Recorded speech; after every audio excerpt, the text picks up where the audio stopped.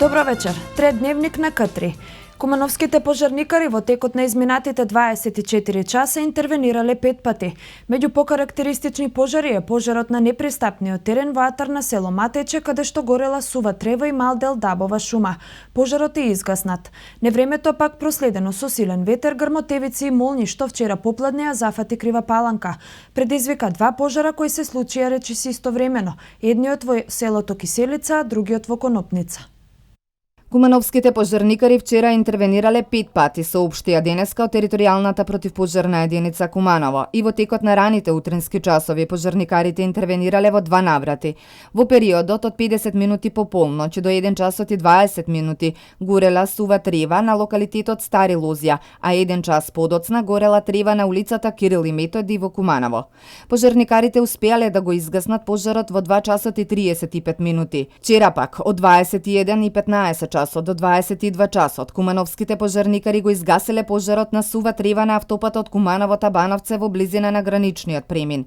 Во текот на вчерашниот ден од 13 часот и 20 минути до 15 часот 2 противпожарни возила и 4 пожарникари гаселе сува трева и стрниште на локалитетот Магацин во Кумановско Лопата. Пожарот зафатил површина од 2 хектари. Причината за пожарот и материјалната штета не се утврдени. Вчера во 13 часот и 30 минути во атарот на село Матејче, во местноста викана Вуксан, горела сува трева и мал дел дабова шума на надморска височина од 1370 метри на непристапен терен. Пожарот во регионалниот центар за управување со кризи Куманово го пријавиле припадниците на полициската станица Матејче. Територијалната противпожарна единица испратила екипи, а таму биле ангажирани и 12 вработени од Кумановската подружница на Македонски шуми и местното население. За пожарот била информирана и дирекцијата за заштита и спасување.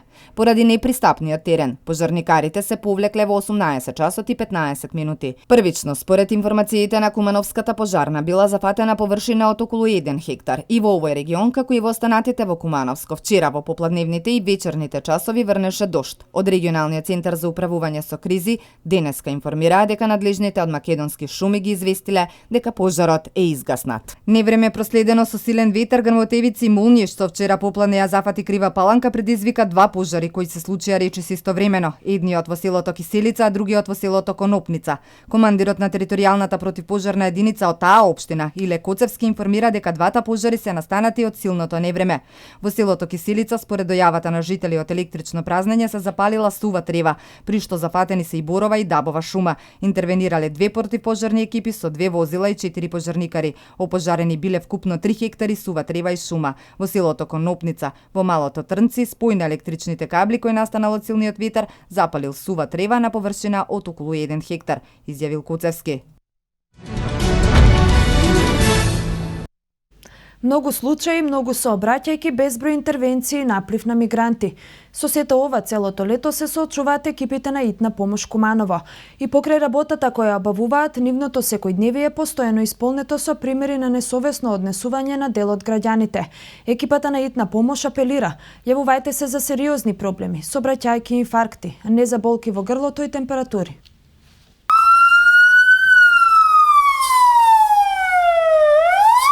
Брза и стресна е работата на вработените во Итна помош Куманово. Тешка, па дури на моменти неблагодарна е работата на екипата на Итна помош.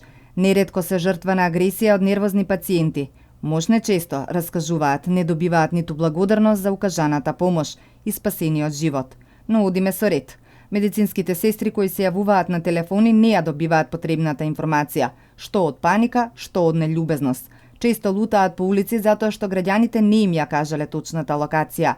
А има случаи кога деца или пак луѓе со сомнително однесување ја задржуваат линијата и во најблага форма се шегуваат, а во екстремни случаи им претат дека ќе ги нападнат. Се случува често да ни ја задржуваат линијата, така што се јавуваат или деца или некои неозбилни луѓе кои што намерно по неколку сата има нон-стоп звонат на телефоните, не навредуваат и исто така и само молчат и ја задржуваат линијата. Значи да не се користи за ме боли грлото, не можем да стигнам, немам пари, се случува вика јас сум далеко во село, немам превоз, немам пари, ме боли без разлика, грлото или имам температура, значи за тоа, значи само за хитни.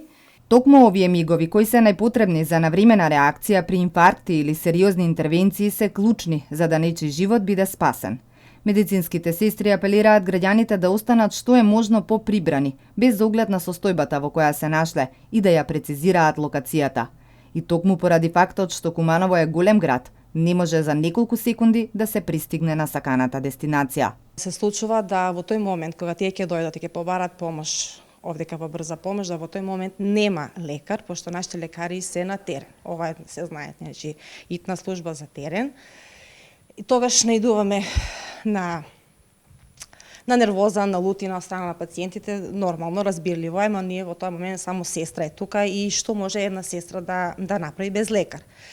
Наидуваме на нервози, на кавги, на вреѓање. Еве една препорака до сите граѓани, до сите пациенти, значи во такви ситуации тие треба да останат колку што можат смирени за да можат и нас да ни ја олеснат работата. Поготово кога се работи за некој итен случај, значи тие постојано звонат, а меѓутоа ние во тој случај ништо не можеме да помогнеме, значи ние одиме на кај нив, ама сепак Куманово е многу голем град што ние на пример не можеме за толку секунди, за толку минути, значи за толку кратко време да стигнеме на таа локација. Лекарите раскажуваат дека им се случувало да немаат екипа бидејќи одредени пациенти ги викале во села за грло, за температура, за некои интервенции кои може да ги решат и матичните лекари.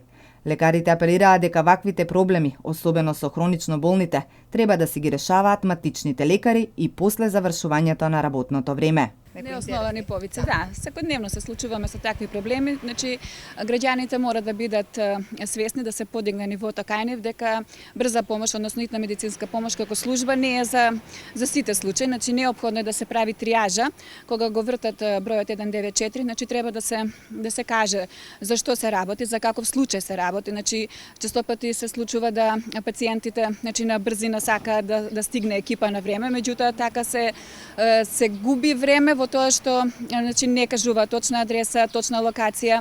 Значи ние тргнуваме веднаш, меѓутоа не знаеме каде да отидеме. Подобро е да бидат трпеливи и поубаво значи да кажат за име и презиме да го кажат на пациентот за кој што се работи, значи да некој бележје кое што е на пример ако кажат значи улица еве например Гоце Делчев до плоштад или значи некој такво бележје кое што е покарактеристично во градот за да можеме ние значи понавреме да значи побрзо да ги најдеме. Често пати злоупотребуваат значи случаи што се и за матични лекари, значи и матичните лекари значи некогаш ги препраќаат, значи често викаат вртите на 194, значи барете итна медицинска помош. Значи тие секако треба да си ги превземат оние хронични што се пациенти, значи што земаат секојдневна терапија, да значи по завршување на нивно работно време, значи да отидат со сестра или самите тие да се ги видат тие пациенти кои што се неподвижни, зашто ние навистина како служба не сме за таа проблематика. Значи итна медицинска помош се знае зашто е. Значи за хитни случаи тука спаѓаат сообраќајки, значи инфаркти, значи некои убоди сега еве летно време имаме голем број на случаи кои што се со значи од целата селските подрачја каде што има убоди од стршлени, од значи со оси тоа значи така посериозни значи реакции се случуваат да ние треба да одговориме. Летово во Куманово се случија неколку сообраќајки, па затоа неопходно е на располагање да има екипа која ќе укаже помош. И екипата на итна помош е ангажирана околу мигрантите, кои доаѓаат и бараат помош, а воедно интервенираат и на железничката станица во Табановце. Јас во итна помош сум долги години, повеќе од 10 години, меѓутоа како што рековте свеста не јакне, значи зависи од поединци, значи од самиот човек, некои ќе се тргнат на страна кои ќе ги слушнат нашите сирени, меѓутоа во некои случаи на пример како да воопшто не регистрира, значи како да не поминуваме со вклучени сирени, не ни пуштаат, не ни даваат предимство, да. Ова лето се карактеризираше со голем број на сообраќајки и со прилив на мигранти, во кои што точка сме ние, Куманово, односно Табановца.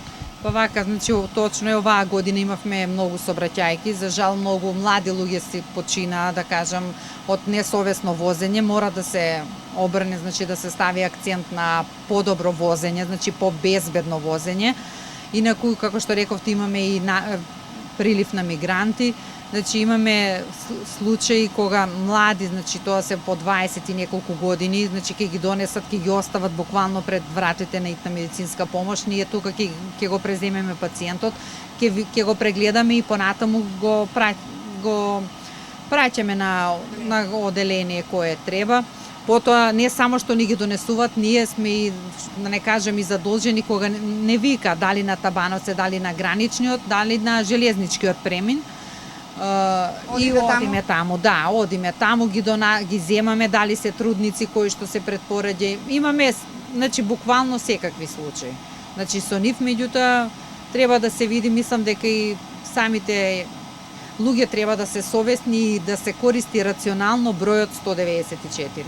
Со проблем се соочуваат и самите возачи. Во последно време расте свеста кај возачите дека мора да се пропушти предност на возило на итна помош, но имале и поинакви случаи. Возилата воопшто да не им се тргаат од патот. Има некои што не се трзава, има некои што ќе трзава, али веќином негде 80% има што може да се тргне, значи што стварно прави пут да се пројде. Сега некој може да се деси или не слуша или нешто, али 80% значи граѓани су послушни. Во тие тесни уличиња имамо проблеми доста с некои луѓите кои што паркирано авто, он вика да седи туј му стан, мора авто да му биде паркирано, па снаодимо се некако како можем. Итна помош Куманово покрива огромна територија, со приближно 200.000 жители од границата со Србија во Старо Нагоричане, од село Мглинца до границата со Србија во Липково, се до Агино село. Затоа граѓаните мора да внимаваат и да ги повикуваат двете екипи само кога тоа е неопходно. Звукот на сирената мора да се почитува, затоа што се работи за нечий живот.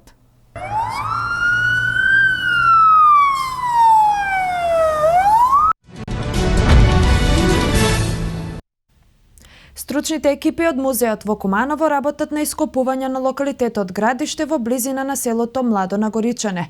Откриени се делови од градби, меѓу кои особено се значени остатоците од градбата кои најверојатно припаѓале на луксузна резиденција или палата која датира од 3 до 4 век пред наша ера. Стручните екипи од музеот во Куманово под координација на Управата за заштита на културното наследство работат на ископување на локалитетот Градиште во близина на кумановското село Младо Нагоричане.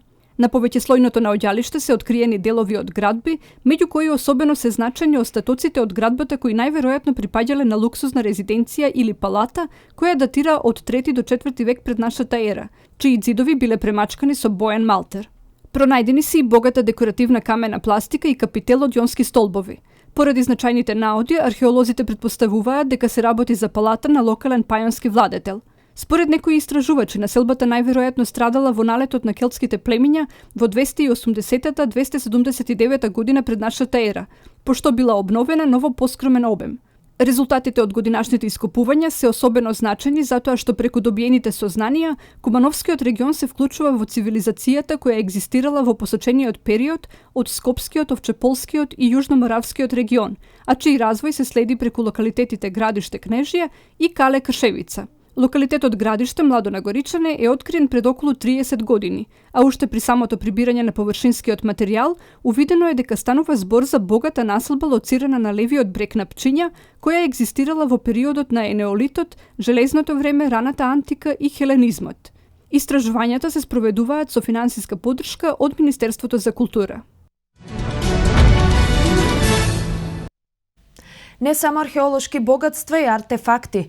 Македонија е место и каде постојат природни богатства, каде ги нема никаде на друго место во светот, а ние многу малку сме запознаени со нив. Талиумот во Алшара со тоа е неутринот, по своето количество е светски планетарен раритет.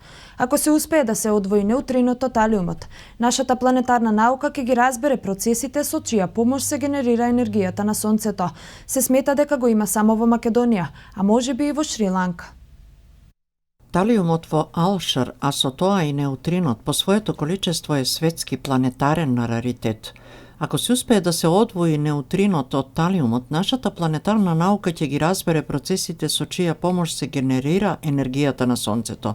Се смета дека го има само во Македонија, а можеби во Шри-Ланка. Во македонскиот рудник Алшар на Кожув има и лорандит, минерал на талиумот, кој служи за да се детектира, да се лоцира неутринот, кој пак има директно потекло од Сонцето и единствено на планетата го има тука. Талиумот во Алшар, а со тоа и неутринот, по своето количество е светски планетарен раритет. Ако се успее да се одвои неутринот од талиумот, нашата планетарна наука ќе ги разбере процесите со чија помош се генерира енергијата на Сонцето. Најреновираните геолози овој рудник го нарекуваат најчувана тајна на нашата планета. Некои него го вреднуваат и како најголема тајна на човештвото, бидејќи во неговата утроба наводно се криела тајната на постанокот на космосот и на сончевиот систем.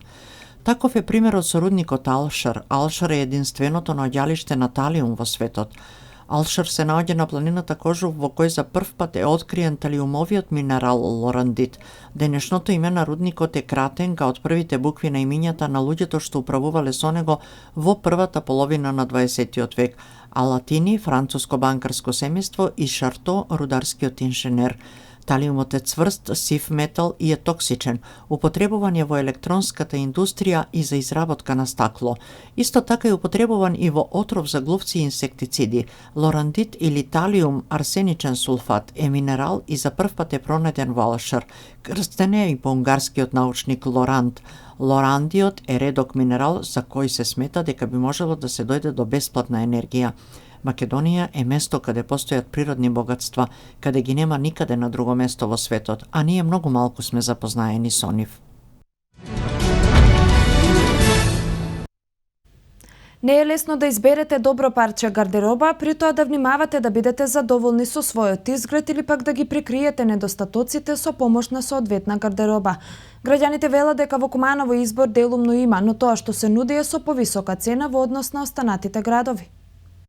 Секоја сезона или годишно доба со себе носи одредени модни трендови, а експертите секогаш излегуваат со низа совети за полесно да се справите со предизвиците во модата. Граѓаните на Куманово се револтирани затоа што истите парчиња облека од познати брендови се продаваат многу поскапо отколку во другите градови. Разлика бележат и во немањето избор на парчиња гардероба, па потребата за нив ја бараат во подобро снабдените молови. Тие велат дека понекогаш е добро да ги игнорирате модните трендови и да облечете парче облека што вам најдобро ви стои и се чувствувате пријатно во него. Каде го наѓате својот избор на гардероба? Тука некаде во Куманово? Тука во Куманово. Така, и што мислите за цените? Дали се тие достапни, пристапни за нашите стандарди? Не. Цените се доста високи, а стандардите ги нема, мали се. И така. Да, мислам дека има доволно. Во однос, еве, како што кажав, доаѓам од странство, има многу избор. И јас сум задоволна, да. И што мислите за цените? Дали се тие пристапни за кај нас? Па, мислам дека се малку повисоки во однос на примањата. Мислам дека го барат во поголеми градови. Зошто тоа така? Не, па не би знаела да ти кажам. Нема доволно избор на гардероба? Па нема, може се каже дека нема. Да. Претежно во другите градови има поинтересни нешта. Орат во некои поголеми молови. Па мислам дека цените се во прашање. Па некогаш одиме, некогаш. Зависи од потреба дали. Стилот чини многу за оние кои редовно ја менуваат целата гардероба во зависност од сезоната, според она што е ин во моментот и за оние на кои професијата им налага да бидат поскапо и поелегантно облечени. За луѓето кои имаат чувство за убавина и вкус за облекување, представува голем терет на буџетот. Стилот се гради со години и во целиот тој период гардеробата се дополнува, а не целосно обновува. И со просечни примања секој може да си го дозволи тоа. Председателот на Република Македонија Ѓорѓе Иванов денеска се сретна со амбасадорот Марк Оте, кој е директор на Кралскиот институт за меѓународни односи на кралството Белгија Егмонт и еден од предавачите на 6-та школа за млади лидери што се одржува на иницијатива на председателот Иванов. Председателот на Република Македонија Ѓорѓе Иванов денеска во вилата Билјана во Охрид се сретне со амбасадорот Марк Оте, кој е директор на Кралскиот институт за меѓународни односи на кралството Белгија Егмонт, еден од најпрестижните институти од овој тип во Европа. Амбасадорот Оте е еден од предавачите на 6-та школа за млади лидери, што се одржува на иницијатива на председателот Иванов, а која свечено ќе биде отворена утре. На средбата, како што информира кабинетот на председателот Иванов, разменети се мислења за актуелните геополитички случувања и евроинтегративните процеси на Македонија. Председателот Иванов ја поздравил соработката меѓу Кралскиот институт од Белгија и школата за млади лидери, а разменети се мислења и околу можноста за проширување на соработката помеѓу Егмонт институтот и други образовни и научни институции во Република Македонија. Марк Оте искажал задоволство што дел од своето искуство во дипломатијата ќе може да им го пренесе на учесниците на 6-та школа за млади лидери и предложи нови можности за соработка на кои ќе се работи во следниот период.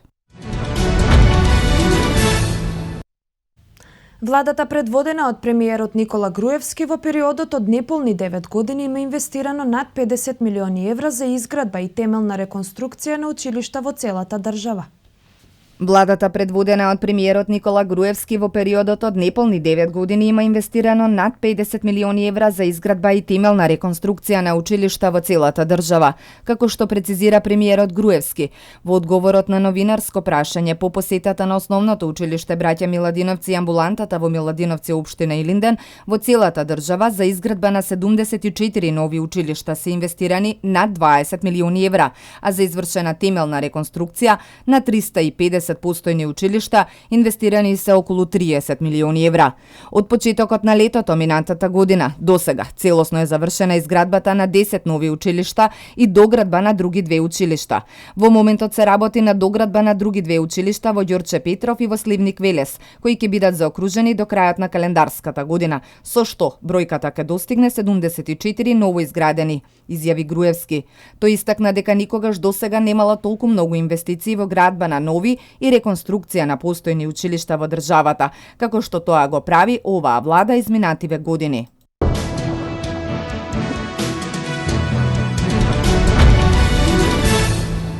Педесетина имигранти од Авганистан, Пакистан и Иран се судрија кај главната полициска станица на грчкиот остров Кос. Председателот на Еквадор Рафаел Кореја прогласи вонредна состојба поради засилената активност на вулканот Котопакси. Јапонскиот император Акихито во своето обраќање до нацијата изрази длабоко кајање поради јапонската улога во Втората светска војна. Вести од светот. 50 имигранти Авганистан, Пакистан и Иран се судрија кај главната полициска станица на грчкиот остров Кос, на кој досега пристигнаа неколку илјада имигранти. Очајнички имигрантите се обидуваат да го напуштат грчкиот остров Кос, додека таму се случува вистински хаос од преголемиот број на имигранти, пишува британски Телеграф. На грчкиот остров се случувал вистински хаос, додека имигрантите очајнички се обидувале да се качат на брод, започнувајќи и крвави меѓусебни тепачки. Имигрантите имале мали шанси да се сместат, бидејќи приоритет според грчките власти за сместување на крузерот со капацитет од 2500 места имале сириците кои бегаат од граѓанската војна во земјата и според меѓународното право имаат поголема заштита од економските имигранти. Подоцна група иранци се обиделе да го пробијат полицискиот кордон пред станицата, но полицијата со пендрици ги пренудила на повлекување. Председателот на Еквадор Рафаел Кореја прогласи вонредна состојба поради засилената активност на вулканот Котопакси, јави ТАС. Прогласувањето вонредна состојба им дава поголеми можности на властите да ги мобилизираат финансиските ресурси во случај на ерупција. Кореја рече дека се евакуирани жители од неколку населени места до вулканот, кој се наоѓа на околу 70 километри јужно од Кито. Меѓународниот аеродром Котопакси е времено затворен. Котопакси е еден од највисоките активни вулкани во светот и е популарен меѓу туристите. Последен пат тој еруптираше во 1940 година. Јапонскиот император Акихито во своето обраќање до нацијата изрази длабоко кајање поради јапонската улога во Втората светска војна, нагласувајќи дека се мали војните разорувања никогаш да не се повторат. Аналитичарите укажуваат дека јапонскиот император ваква порака упатувал и порано, но никогаш кога неговата држава го одбележува крајот на војната со капитулацијата на Јапонија. Изјавата на императорот Акихито, кој сега има 81 година, особено позитивно се искоментира во Пекинг и Сеул, кои што не беа задоволни од избегнувањето на актуелниот премиер Шинзо Абе да се извини за колониалистичката политика, агресијата и нехуманото постапување на јапонската империалистичка армија со жените од Кореја и Кина кои служеле како сексуално робје во логорите на јапонската армија. Абе уште повеќе испровоцира јавноста во Кина и двете Кореи, изјавувајќи дека е време оваа и идните генерации да чувствуваат грижена совест и да се извинуваат за тоа што Јапонија го правела во Втората светска војна.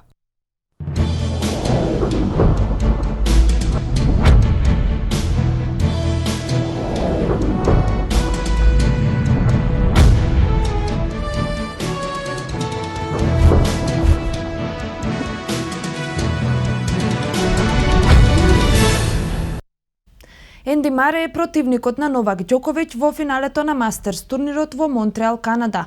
Манчестер Сити нуди 30 милиони евра за Педро. Стигнува ново засилување во Реал Мадрид. Шкотот Енди Мари е противникот на Новак Ѓоковиќ во финалето на Мастерс турнирот во Монтреал, Канада.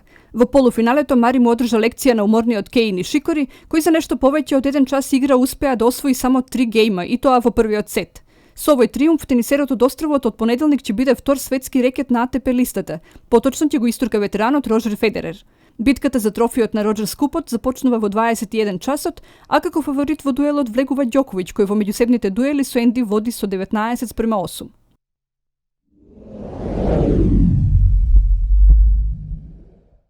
Манчестер Сити има сериозна намера да го ангажира Педро, играчот на Барселона. Според информациите, премиер лигашот за услугите на Педро нуди вкупно 30 милиони евра.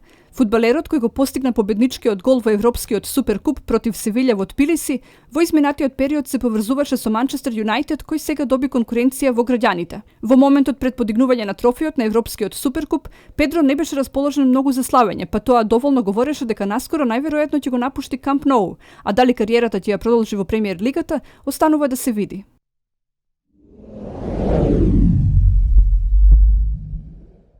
Реал Мадрид при крајот на преодниот рок би можел да донесе уште едно засилување кое никој не го очекуваше.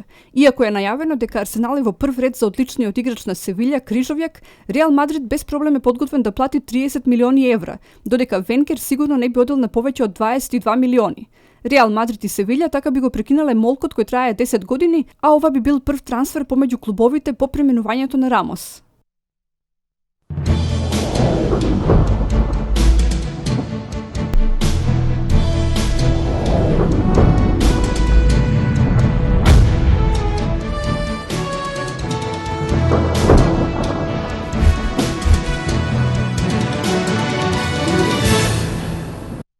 Следува метео.